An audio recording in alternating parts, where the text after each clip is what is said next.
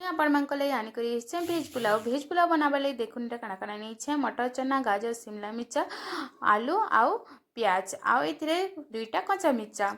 आउ तार पे सियाड़े नहीं जाइए सोया बड़ी के गरम करी बुतरे देती और सेटा सॉफ्ट हो जाइए बुतरी जाइए भल कर सुखा मसलार लगी निआई तेजपतर इन लवंग दुईटा इलाची गुटे आउ सब्जी मसला गरम मसला नून आउ हल्दी रेडी करमा तार आम पुलाव लगी तो चाउल तो दरकार चाउल मुझे नहीं अरुआ चाउल ये 2 ग्लास रे 2 ग्लास देखो ये संपूर्टा निआई अरुआ चाउल आपण मन पाखे जेनटाटे थिबा सेटा नेबी तार पे सेतिरे मुई देख गइटे बसैदेली तेल देदेली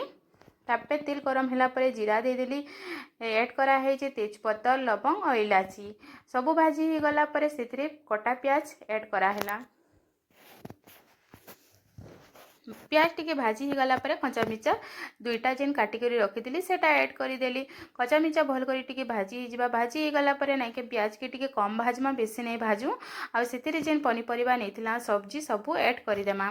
सबू सब्जी भाजी ही जिबा टिके भल कर भाजी ही गला परे इथिरे आमे भाजमा 50% कुक करमा सब्जी के सबू तार पे चाउल देला बेल के 50% सबू सिझी जिबा भल कर इटा सबू भाजी ही गला परे सेतिरे ऐड करमा सोया बड़ी टिके भाजी ही जिबा सेतिरे भल करी भाजी ही जिबा तार पे आमे सबू जहाँ मसला रखिथिला से मसला के ऐड करिदेमा नून हल्दी एटा जहाँ जहाँ मसला रखिथिला सबू के ऐड करिदेमा सबू मसला भल से मिसी गला परे सेतिरे भाजी ही गला टिके टाइम भाजी ही जिबा 2 मिनिट भाजी ही जिबा 2 मिनिट भाजी ही गला परे आमे सेतिरे ऐड करमा काना टमाटो जेन काटी करी रखिथिमा गोटे मीडियम साइज रो टमाटो सेटा के ऐड करिदेमा पुलाव रे बेसी टमाटो नि दो गोटे मीडियम साइज रो टमाटो ऐड करमा तबे चावल के धुई धुआ करी रखी देथिले चावल के ऐड करिदेमा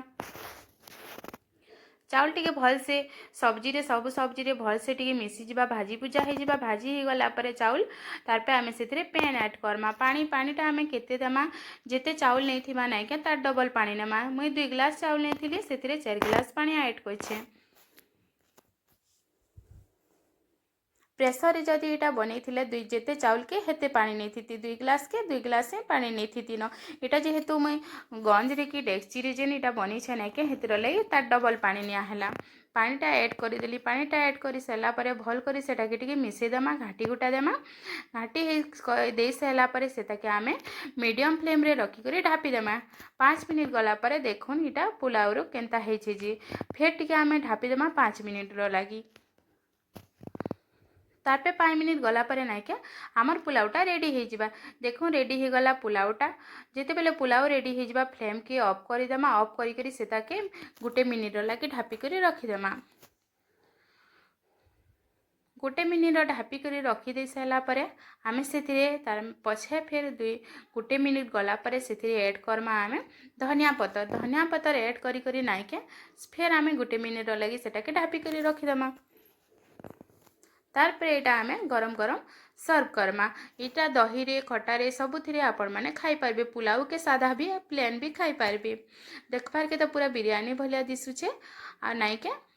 हेले एटा भेज पुलाव